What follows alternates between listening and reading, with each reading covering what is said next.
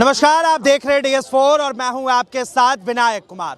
देखिए, 5 फरवरी को दिल्ली में चुनाव होने हैं और 8 फरवरी को मतगणना और इसके बाद 12 फरवरी को ऐलान हो जाएगा कि दिल्ली का मुख्यमंत्री कौन बनेगा। लेकिन इससे पहले देश की राजधानी दिल्ली में मामला बिल्कुल गर्म है, जोरदार बहस हो रही है और इस वक्त सबसे ज्यादा जो मुद्दा चल रहा है, शेष महल वर्सेस राजमहल। राजमहल का मतलब प्रधानमंत्री मोदी का घर, शेष महल का मतलब अरविंद केजरीवाल का घर। अब इस चीज को लेकर आम जनता के बीच में मौजूद है, जुड़ेंगे, बातचीत करेंगे कि लोगों को शेष महल देखना है या फिर राजमहल। सबसे पहला सवाल यही रहेगा, शेष महल देखना पसंद करेंगे या राजमहल? नहीं, मैं तो इस देश में जो देखना चाहता हूँ ना, वो बहुत उम्मीदों से परे है। क्योंकि केजरीवाल वो व्यक्ति है जिसने एकमात्र किसी को परेशान किया, प्रधानमंत्री को कोई परेशान कर पाया तो केजरीवाल है। मैंने एक कहानी सुनी थी बचपन में, वो कहानी ये थी कि एक बूढ़ा सा आदमी जो था, मोदी जी को समझ लो इस वक्त, उसके बगल से गाड़ी निकल गई और बाल बाल बच गया, ठीक, और बाल बाल बच गया, लेकिन वो बूढ़ा आदमी बहुत रोया, बहुत देर तक रो रहा है। अब उसको सब कह रहे, चाचा बच गए तुम, बाबा बच गए तुम, फिर भी रो रहा है।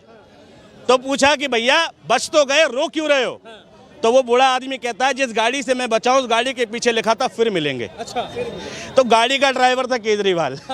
और वो बुढ़ा था, उस बूढ़े आदमी का नाम है नरेंद्र मोदी। तो ये जो डर है ना केजरीवाल का, वो यही है। मैं केजरीवाल को प्रधानमंत्री के तौर पर देखना चाहता हूं। अच्छा, कार्रवाई क्या होगी तभी पता चलेगा नरेंद्र मोदी को।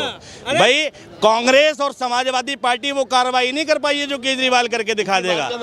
एक बार देश में प्रधानमंत्री के पद पे बैठाओ तो सही, ईडी सीबीआई मोदी जी के घर से भी खजाना निकलवा दे तो बात करना।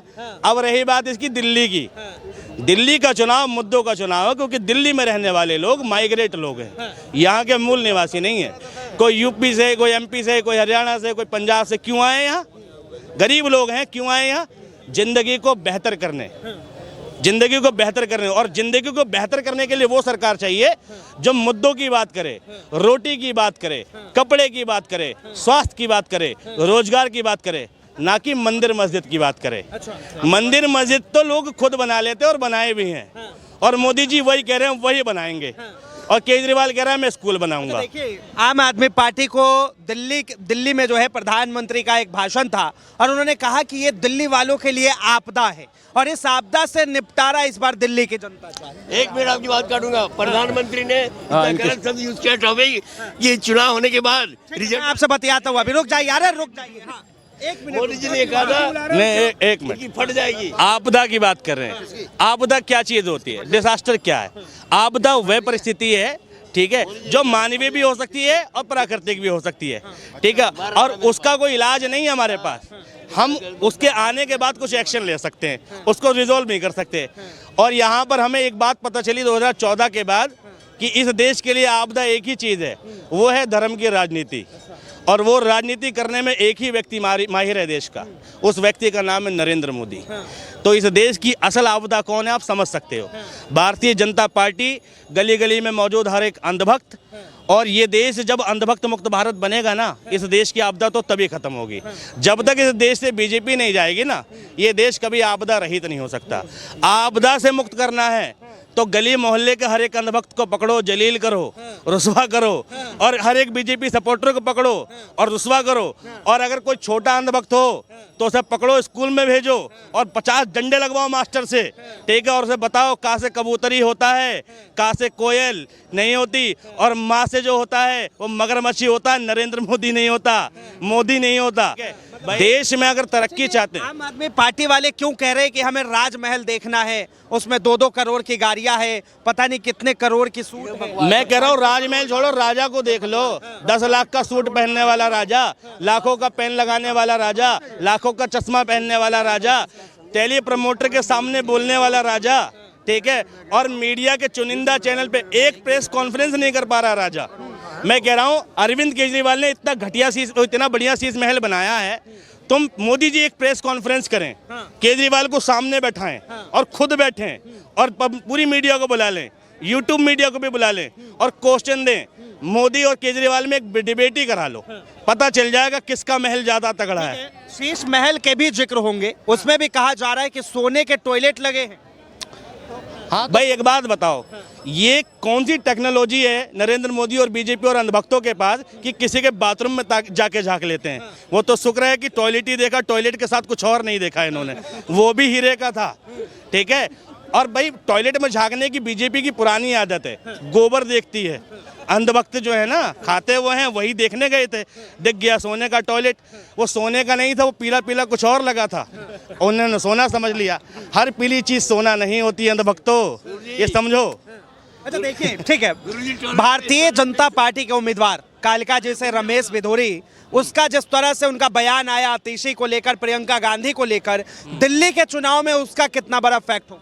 मैं ये कह रहा हूँ, रमेश बिधूरी एक ऐसे बदतमीज नेता हैं इस देश में। ठीक है, मैं तो ये कह रहा हूँ, अगर मेरी सरकार आ जाए और मुझे एक बार मौका मिले तो मैं उस व्यक्ति की नागरिकता छीन लूँ। ठीक है, जिस हिसाब की बदतमीजी उस व्यक्ति ने संसद में करी, ठीक है, और एक महिला के साथ अभद्र टिप्पणी करी। मैं सिर्फ ये कह रहा हूँ कि अगर बीजेपी का एक विधायक ऐसा है जो मतलब प्रत्याशी अभी जीता भी नहीं है, एक विधायक ऐसा है, और अगर बीजेपी के 70 विधायकों की बात करें तो वो कैसे कैसे होंगे, और ये जब संसद में जाएंगे तो क्या करेंगे देश का, क्या बनाना चाहते हो इस देश को। हम अपना गार्जियन चुनते हैं, जिस विधानसभा क्षेत्र के जो वोटर होते हैं वो अपना गार्जियन चुनते हैं। ये उस क्षेत्र का माई बाप वो होगा, उस क्षेत्र की गार्जियनशिप उसके पास होगी, जिम्मेदारी उसके पास होगी। बीजेपी का नारा है, नहीं सहेगी दिल्ली, बदल के रहेगी दिल्ली। हाँ बिल्कुल, दिल्ली नहीं सहेगी मोदी जी को, बदलेगी जरूर। वो अपना 2029 का चुनावी रण देख रहे हैं और ये 2029 में काम आएंगे कि नहीं सहेगी दिल्ली, बदल के रहेगी दिल्ली, प्रधानमंत्री की कुर्सी। केजरीवाल की तो नहीं बदलने वाली। मोदी जी पूरा जितना तुम्हारे पास संसाधन हो, जितने तुम लगाते आए हो चुनाव में, संपूर्ण संसाधन का इस्तेमाल करो और दिल्ली में केजरीवाल को बदल के दिखाओ। ये जो 2100 वाला फंडा है, ये कहा जा रहा है कि महिलाओं के साथ स्कैम होगा। मैं सिर्फ ये जान रहा हूँ कि बीजेपी की किसी योजना में कोई विपक्षी पार्टी स्कैम नहीं ढूंढ पाती, लेकिन मोदी जी सबकी योजनाओं में स्कैम ढूंढ लेते हैं। भाई कल को ये कहा था बिजली फ्री भी एक स्कैम होगा, करके दिखाई ना उस व्यक्ति ने। पानी फ्री भी एक स्कैम था, करके दिखाया ना। मोहल्ला क्लिनिक भी एक स्कैम था, करके दिखाया ना। दिल्ली में फ्री इलाज जो है, हॉस्पिटलों में कई सुविधाएं नहीं थी, बढ़ाई, करके दिखाया ना। मोदी जी डायरेक्टली इनडायरेक्टली क्या कर रहे हैं, चालान जो था पहले 100 रुपये का हेलमेट का चालान था, मोदी जी ने 1000 रुपये का कर दिया। 1000 रुपये का चालान से क्या हुआ, पहले 100 रुपये का था तो व्यक्ति 100 रुपये का चालान कटाता था, पूरे दिन टेंशन फ्री। अब 1000 रुपये के चालान से क्या हुआ, वो 100 रुपये का चालान कटे ना कटे, 1000 का कटे ना कटे, 500 रुपये पुलिस वाले के जरूर बन जाते हैं। ठीक है, और इसकी वजह से क्या हुआ, भ्रष्टाचार बढ़ा। 5000 का पॉल्यूशन का चालान है, क्यों है भैया, 50 रुपये के पॉल्यूशन के चक्कर में। ठीक है, इंश्योरेंस का चालान है 5000 का, क्यों है भैया। मैं कह रहा हूँ मोदी जी अगर कुछ भलाई करना चाहते हैं, हाथ के हाथ इंश्योरेंस भी, एक लोन कंपनी से 2000 का लोन लेने लग जाओ, 50 पेज की वेरिफिकेशन इमीडिएट हो जाती है। मोदी जी एक इंश्योरेंस नहीं बनवा पा रहे, मोदी जी एक पॉल्यूशन नहीं बनवा पा रहे ऑनलाइन, पुलिस वाला चालान करे। मोदी जी कुछ नहीं कर पाए तो अरविंद केजरीवाल पे भी सवाल उठ रहे कि अरविंद केजरीवाल ने क्या कर दिया। जितने टाइम अरविंद केजरीवाल सीएम की चेयर पे रहे, दिल्ली के लिए तत्पर रहे, आधी अधूरी पावर के साथ भी उस व्यक्ति ने स्कूलों में चेंजेस लाए, हॉस्पिटल में चेंजेस लाए, और जो सड़कें वड़कें सौंदर्यीकरण जो उसके अधिकार क्षेत्र में था वो उसने किया। जल बोर्ड में भी चेंजेस किए, बिजली पानी की सुविधा दी। और ये सब करने के बावजूद सबसे बड़ी बात तो ये है कि उसने इतना लिमिटेड काम किया, इसके बावजूद वो चुनाव में जाके कहता मैंने काम किया हो तो वोट दो। और मोदी जी, चुनाव आयोग उनके पास, मीडिया उनके पास, सीबीआई उनके पास, ईडी उनके पास, कामों का डंका बज रहा है। नितिन गडकरी ने सड़कें बनवा दी, ठीक है, और विदेश मंत्रालय फलाना ढिमकाना। इसके बाद भैया अंधभक्त, कई हजार करोड़ अंधभक्त, कई 100 करोड़ अंधभक्त, ठीक, 100 करोड़ तो नहीं होंगे लेकिन 10-20 करोड़ हैं। ठीक है, इतनी सारी चीज़ों के बाद भी देश में देश के प्रधानमंत्री की हैसियत इतनी नहीं है जो कहे कि मैंने काम किया हो तो वोट दे दो। ये फर्क है केजरीवाल और मोदी में। ठीक, अगर मोदी जी ने वास्तव में काम किया और केजरीवाल ने कुछ नहीं किया। दिल्ली वालों के दुख दर्द पीड़ा प्रधानमंत्री समझ रहे, इसी बार कह रहे हैं कि अब बदल के रहेगी बीजेपी की। मैं कह रहा हूँ यूपी में वृद्धा पेंशन कितनी मिलती है और दिल्ली में कितनी मिलती है, मुझे बताओ। यूपी में मजदूरी कितनी है और दिल्ली में कितनी है, कितनी है, फर्क है ना भाई। दिल्ली की मजदूरी जो है वो जा रही है ज़्यादा और यूपी की कम। यूपी में वृद्धा पेंशन 500 रुपये, दिल्ली में जा रही है 1500 रुपये।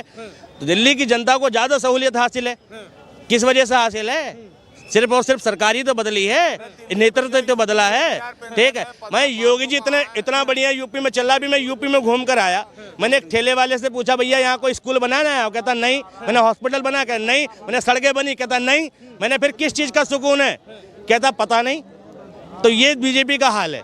ठीक है, बस एक झूठा प्रोपेगेंडा चला दिया कि मुसलमान टाइट हो गए, कि मुसलमान बहुत सताते थे, अब मुसलमानों को टाइट कर दिया योगी जी ने। भैया जो दबंग था वो आज भी दबंग है। अजय मिश्रा टेनी आज भी दबंग ही है, तुम पूर्वांचल में उसका कॉलर नहीं पकड़ सकते। कौन बना रहा है दिल्ली में अपनी सरकार? केजरीवाल, केजरीवाल, केजरीवाल। अगले 20 साल केजरीवाल। अच्छा। दिल्ली में केजरीवाल 20 साल से पहले नहीं जा रहा। मतलब आप कह रहे कि ये जो 26-27 साल का सपना है बीजेपी का दिल्ली में फिर से एक बार सरकार लाने का, वो ऐसा ही सपना रहेगा? वनवास था, वनवास है, वनवास रहेगा। ठीक है, केजरीवाल की सरकार रहेगी। केजरीवाल 2029 में हो सकता है प्रधानमंत्री का कैंडिडेट भी हो, लेकिन फिलहाल दिल्ली में तो केजरीवाल की सरकार है। भले सीएम ना बन पाए, लेकिन सरकार केजरीवाल की आएगी। आम आदमी पार्टी यानी आप, यानी आम जनता।